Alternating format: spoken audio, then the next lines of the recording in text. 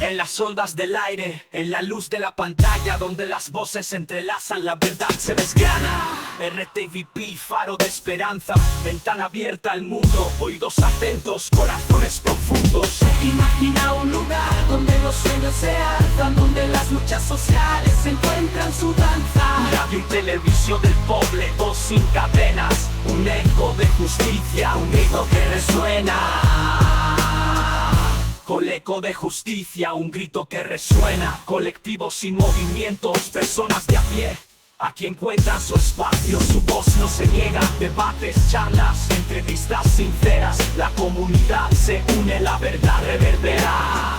Imagina un lugar donde los sueños se alzan, donde las luchas sociales encuentran su danza. Radio y televisión del poble, voz sin cadenas, un eco de justicia, un grito que resuena.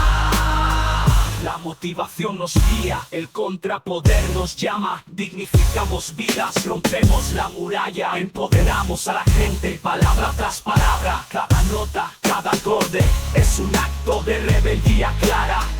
Imagina un lugar donde los sueños se alzan, donde las luchas sociales encuentran su danza. La radio y televisión del poble, voz sin cadenas, un eco de justicia, un grito que resuena.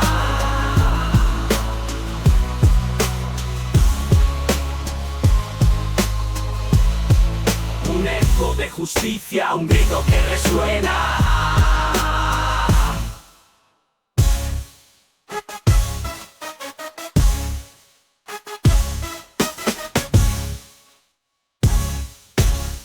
Imagina un lugar donde los sueños se alzan, donde las luchas sociales encuentran su danza.